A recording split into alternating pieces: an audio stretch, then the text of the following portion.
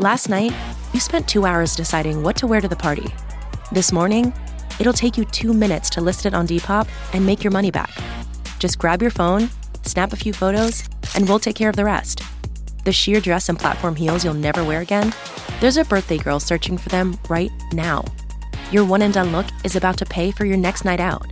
Or at least the ride home. Your style can make you cash.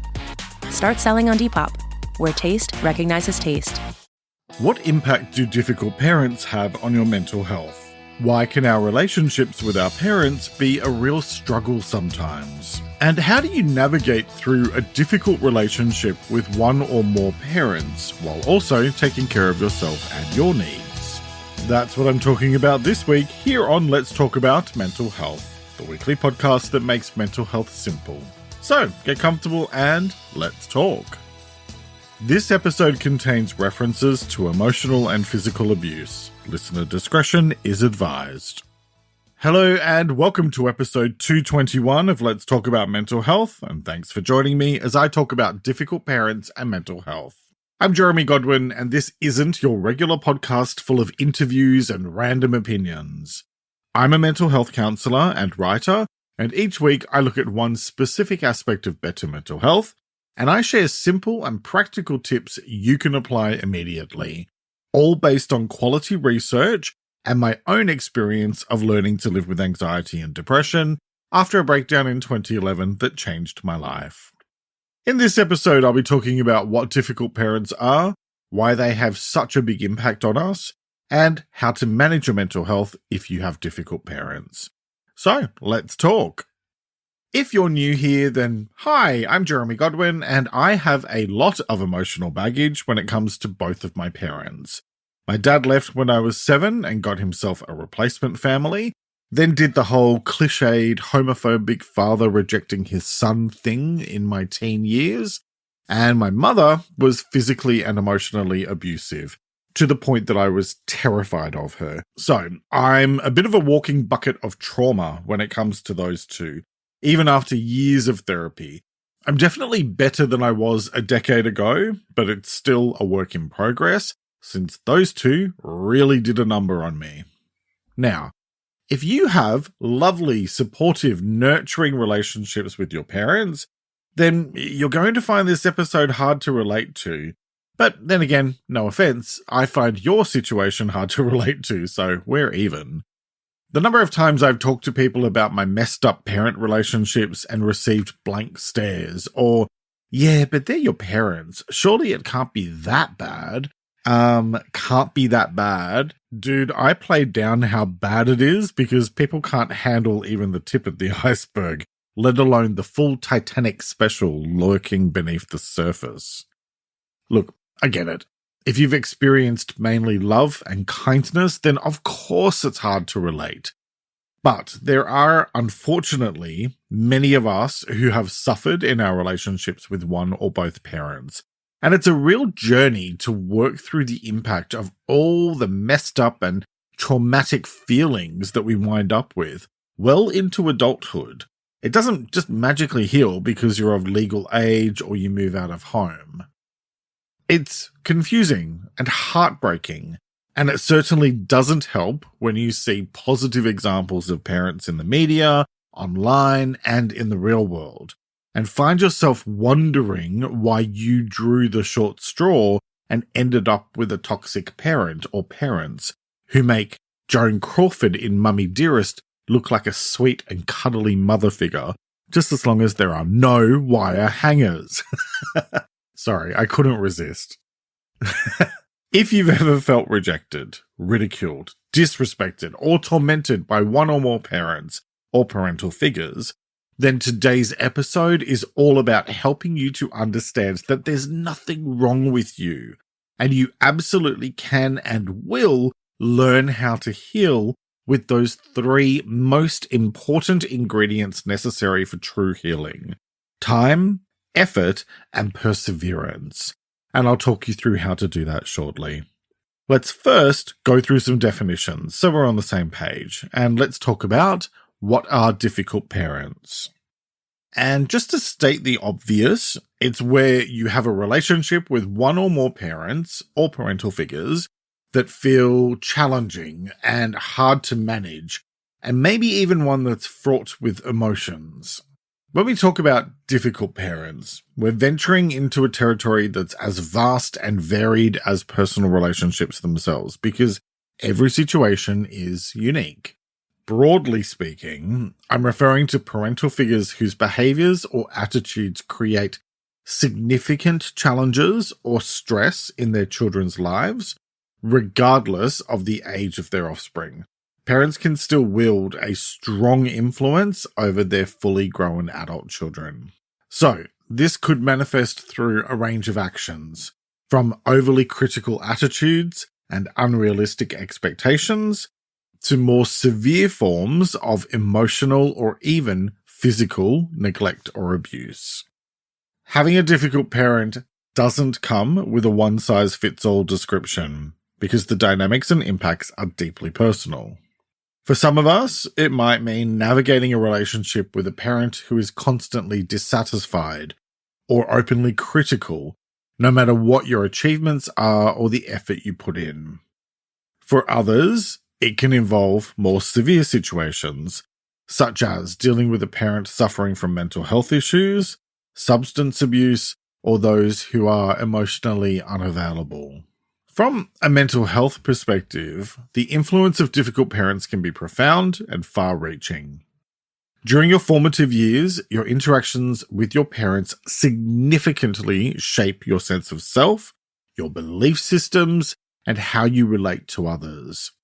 Negative experiences can lead to a wide range of mental health challenges, including anxiety, depression, low self-esteem, and difficulties in forming healthy relationships. The echoes of these challenges can follow you well into adulthood, affecting your professional life, your friendships, and how you parent your own children if you have them. Beyond that, it's important to understand that the impact of difficult parents isn't just about those who are physically present in our lives. Even if there's physical distance or no contact at all, the psychological and emotional imprints can remain, influencing your behaviors, decision-making processes, and how you view yourself and the world around you. However, it's also empowering to recognize that while we may not have had control over our early environments, as adults, we have the capacity to seek understanding, healing, and growth. In short, we're finally in full control, and that means we can make choices that serve to protect us and to meet our needs. And some of those choices are tough. For example, reducing or terminating contact with a parent definitely isn't easy.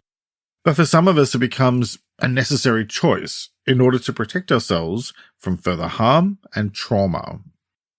I mean, the fact is that you're not obligated to have a close relationship with anyone, including your parents.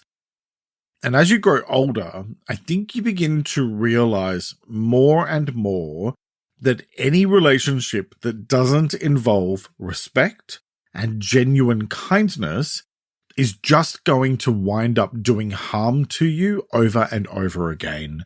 So sometimes tough choices have to be made in order to keep yourself safe. Look, exploring the challenges you have with one or more parental figures isn't about assigning blame, but rather about understanding their impacts on you and then working towards a healthier and more self-aware version of yourself. Okay, so now let's talk about why difficult parents have such a big impact on us. And I think that really it's because the trauma associated with challenging or toxic relationships with one or more difficult parents can, and probably will, follow you around for a long time and manifest in many, many ways. In my case, it led to years, decades actually, of not feeling good enough. It led to overusing alcohol to overcome my crippling shyness in social settings, which in turn led to a serious problem with alcohol in my 30s and early 40s. It led to using food as an emotional coping mechanism, something I'm still struggling with now. It led to so many choices being made based on trying to gain acceptance from others, even if they weren't necessarily the healthiest of relationships. I'm fortunate that I have a loving and supportive partner, and we've been together for 28 years, but the first few years were rough, and I was a total mess. Even now, I still sometimes have to catch myself to stop from taking a minor disagreement and overinflating it in my head, or allowing myself to feel rejected or not valued, since that's just not the case. Actually, I'm going to tell you something I've never said out loud to a single soul, not even my therapist. For the first couple of years of my relationship with my partner, I would often wonder if he was with me for a joke, because I just didn't think I was lovable. How messed up is that? How sad is that? Obviously, I was fairly young. We started dating when I was 19. So I was still waist deep in all the shenanigans and mess that went with both of my parents, since my dad didn't pass until I was 23. But I also wasn't even remotely equipped to begin processing all the trauma I'd experienced. And suppressing it for years is one of the main things that led to my breakdown in 2011. So please let that serve as a not so gentle reminder to you to confront your demons and do the work sooner rather than later, because ignoring it only makes things worse. The impact that difficult parents have on us and our mental health is profound. And it stems from several deeply rooted psychological and emotional factors. At the heart of it, our parents are our first major relationships in life. They're our primary caregivers, our initial source of love, safety, and understanding of the world. This foundational role means they have a significant influence on our developing sense of self and our mental and emotional well-being. From a young age, we're like sponges, absorbing everything around us. The way our parents interact with us teaches us about trust, security, self-worth, and how to manage emotions. Difficult parent-child dynamics can instill negative patterns, like fear of abandonment, feeling unworthy of love, or difficulty in expressing our emotions in a healthy way. These early lessons have a huge impact on us, and they become the lens through which we view ourselves and the world. Our parental relationships also often set the stage for our future relationships. If we grow up with critical, neglectful, or emotionally unavailable parents, we might unknowingly replicate these dynamics in our adult relationships, seeking out what's familiar, even if it's unhealthy. Alternatively, we might struggle with trust and intimacy because our first models of closeness were so difficult and challenging. Difficult parents can also significantly impact our self-esteem and identity. Constant criticism, unrealistic expectations, or emotional neglect can lead to deep-seated feelings of inadequacy and low self-worth. As we grow, these feelings can influence our decisions, from career choices to social interactions, and how we handle challenges. It can lead us to develop unhealthy coping mechanisms to manage stress and uncertainty. So while these strategies may serve as survival tools in childhood, they can become maladaptive in adulthood, manifesting as avoidance, substance abuse, or other harmful behaviors as attempts to cope with unresolved trauma or stress. And beyond all that, the stress and trauma associated with difficult parental relationships can contribute to a range of mental health issues, including anxiety, depression, post-traumatic stress disorder, PTSD, and personality disorders. The emotional toll of navigating these relationships can lead to chronic stress, which has both psychological and physical health implications. Look, it's important to note that the impact of difficult parents doesn't doom you to a lifetime of struggle. Understanding the source of your pain and the patterns that have shaped you is the first step towards healing. With support, whether that's through therapy, supportive relationships, or personal growth efforts, or ideally a combination of all the above and more, you can work through these challenges, develop healthier coping mechanisms, and build a healthy and fulfilling life. So, how do you do all that? Well, let's first take a quick break to hear from the brands who help me create this show each week. Eczema is unpredictable, but you can flare less with Ebglyss, a once-monthly treatment for moderate to severe eczema. After an initial 4-month or longer dosing phase, about 4 in 10 people taking Ebglyss achieved itch relief and clear or almost clear skin at 16 weeks. And most of those people maintain skin that's still more clear at 1 year with monthly dosing. Ebglyss, lebrikizumab LBKZ, a 250 mg per 2 milliliter injection, is a prescription medicine used to treat adults and children 12 years of age and older who weigh at least 88 pounds or 40 kilograms with moderate to severe eczema, also called atopic dermatitis, that is not well controlled with prescription therapies used on the skin or topicals, or who cannot use topical therapies. Ebglyss can be used with or without topical corticosteroids. Don't use if you're allergic to Ebglyss. Allergic reactions can occur that can be severe. Eye problems can occur. Tell your doctor if you have new or worsening eye problems. You should not receive a live vaccine when treated with Ebglyss. Before starting Ebglyss, tell your doctor if you have a parasitic infection. Ask your doctor about Ebglyss and visit ebglyss.lilly.com or call 1-800-LILY-RX or 1-800-545-5979. Good sleep is everything. That's why Ollie's Science Back Support is made with a blend of melatonin and L-theanine for both kiddos and grown-ups. So when your mind won't switch off, you've got something that can help. Your racing thoughts and restless nights won't stand a chance. Find Ollie Sleep Solutions for the whole family at ollie.com. That's OLLY.com.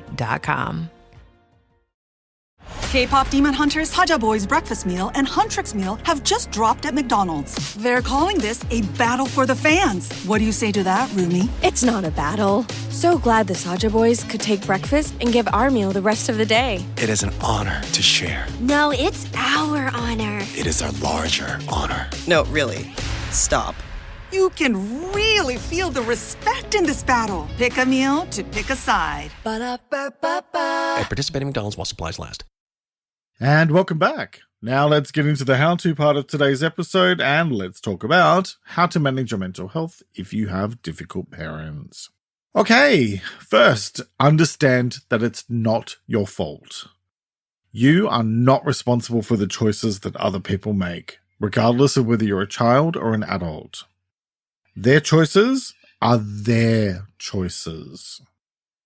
Whether or not they have the ability to show you unconditional love, support, and understanding is not a reflection of your worth or value as a human being, nor is it an indicator of anything other than that person's ability to step outside of themselves and to be more than what they're programmed to be. We all make choices in life, some of them conscious and some of them unconscious.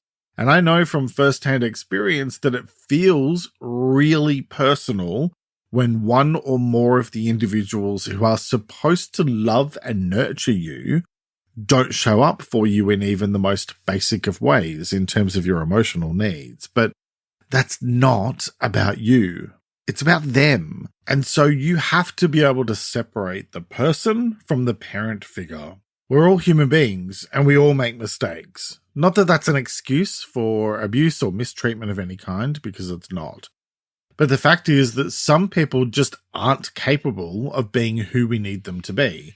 Or they make terrible choices. Or they aren't able to see past their own ego or their own focus. And so they make choices that harm other people. It's hard not to take that on, I get it. But you have no control or influence over whether or not somebody makes the choice to show up for you in the way that you hope they might. That is 100% on them and who they are as a human being. And it has absolutely nothing to do with your value. Okay, next, process your feelings. Acknowledging and working through your feelings and emotions is a fundamental step towards emotional resilience and better mental health. And so this is about recognizing and accepting your emotions as valid experiences, rather than dismissing them or pushing them aside. The act of acknowledging your feelings serves as a foundation for understanding your general emotional landscape and addressing what lies beneath those emotions. Start by creating a space for introspection, which could be through quiet reflection, journaling, or even speaking with a trusted friend or therapist. And I do strongly suggest working with a professional here, as it's a lot to unpack and explore. The idea is to explore your emotions, understand their origins, and recognize their impact on your thoughts and behaviors, so you can then slowly work through them and find healthy ways to regulate your emotions. All right, next, work on healing your inner child. Many issues with difficult parents stem from our childhood experiences. So engaging in inner child work, such as through therapy, journaling, or meditation, can help heal those wounds. It addresses the root of your emotional pain, allowing you to nurture and reassure the part of you that was hurt. Start by reflecting on what you needed as a child but didn't receive, and explore ways to provide that care to yourself now. Next, establish boundaries. Setting and maintaining clear boundaries with your parents is crucial. It's about deciding what types of behavior you will and will not accept and communicating these boundaries assertively. This helps to protect your emotional well-being, and it teaches others how you expect to be treated. You can do this by being specific about what is acceptable and what isn't, and sticking to these guidelines in your interactions. I talked about how to set boundaries back in episode 53, so check that out for more. Okay, next, educate yourself. Understanding the dynamics at play in relationships with difficult parents can be enlightening. Read books, listen to podcasts, or attend workshops on family dynamics, narcissism, or emotional abuse. This type of knowledge empowers you by providing insights into your experiences, helping you recognize that you're not alone and that your feelings are valid. And next, learn to differentiate yourself. Differentiation involves seeing yourself as an independent individual, separate from your parents. This is crucial for your mental health because it allows you to make decisions based on your beliefs and values, rather than reacting to your parents' opinions or expectations. Work on this by identifying your values, beliefs, and goals, and making decisions aligned with them. And you can check out episode 138 about values for more. Okay, next, set realistic expectations. Look, I don't think you should give anyone a free pass for poor behavior, but it's important to recognize that you're unlikely to change your parents' behavior, only your reactions to it. Setting realistic expectations helps to avoid disappointment and it reduces frustration. Manage your expectations by acknowledging what is within your control and accepting what isn't. Next, be assertive. Learning to communicate assertively means expressing your thoughts and feelings confidently and respectfully, without being aggressive or passive. This helps you stand up for yourself and navigate conversations with difficult parents more effectively. Practice by planning what you want to say in advance, using I statements to express your feelings, and maintaining a calm tone. And don't take the bait and wind up in an argument. I covered assertiveness back in episode 45 if you'd like to explore it further. Next, develop healthy coping strategies. And that means to find healthy ways to manage stress and emotions instead of resorting to negative coping mechanisms. For example, this could include exercise, creative expression, or practicing mindfulness. Strategies like these provide an outlet for your feelings and reduce the impact of stress on your body and mind. Try experimenting with different activities to find what helps you feel calm and centered. Next, embrace self-compassion. Be kind and understanding towards yourself and recognize that dealing with difficult parents is extremely challenging. Self-compassion helps to reduce self-criticism and create a more nurturing inner dialogue. Try speaking to yourself as you would to a good friend and acknowledging your feelings without judgment. Next, practice self-care. And that means making time for activities that nourish your body, mind, and soul, like exercise, meditation, or hobbies. Self-care helps to reduce stress and improve your mood, making it easier to handle difficult situations. Incorporate self-care into your daily routine, even if it's just a few minutes of mindfulness or a short walk. Next, prioritize your own family and relationships. If you have your own family or close friendships, including chosen family, then focusing on these relationships can provide a sense of belonging and support that might be lacking with your parents. Building a healthy, supportive network helps by creating a positive environment that counters the negativity from difficult parental relationships. Invest time and energy in nurturing these relationships, ensuring they are built on mutual respect, love, and support. Okay, next, limit contact if necessary. Sometimes, for the sake of your mental health, it may be necessary to limit or even cease contact with a parent. This is a tough decision, but it can lead to significant improvements in your well-being by reducing stress and emotional turmoil. You can do this gradually by taking breaks from communication and seeing how it affects your mental health. Next, develop a support system. Surround yourself with friends, family members, or support groups who understand and support you. A strong support system offers emotional comfort and practical advice when dealing with difficult parents. You can build this network by reaching out to loved ones, joining support groups, or participating in online communities related to your experiences. Okay, next, seek professional support. Therapy and counseling can provide a safe space to explore your feelings, understand the impact of your childhood, and develop strategies for dealing with difficult parents. And a professional can offer unbiased support and guidance, which helps you to heal from past wounds and build your resilience.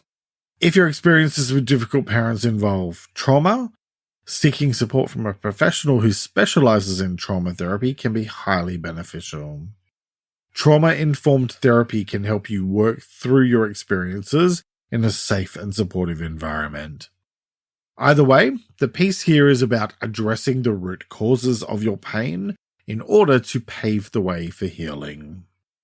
Because when it comes to difficult parents and mental health, what it all boils down to is this. Having difficulties with our parental figures can be harrowing, and it often leads to a lifetime filled with trauma and sorrow if left unaddressed. But the good news is that with time, effort, and perseverance, a greater sense of control and empowerment lies within your grasp. Every action you take, no matter how small, is a stride towards a healthier, more fulfilled life, where your well-being is prioritized and your peace of mind is reclaimed. Remember, you're not defined by your past, but by the choices you make today towards a brighter, more hopeful future.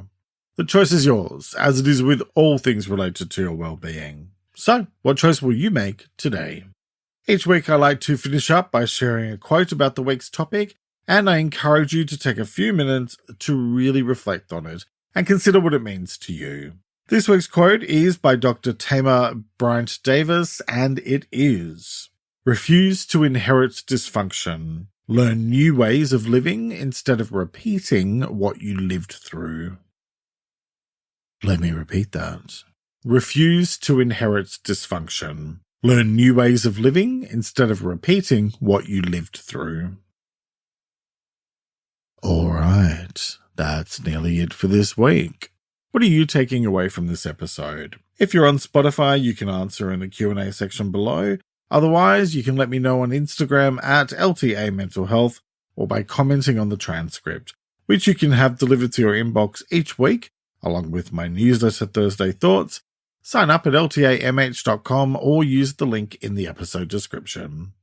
And for more tips, follow me on my other Instagram account, it's Jeremy Godwin, and support my work plus get early access to ad-free episodes on Patreon.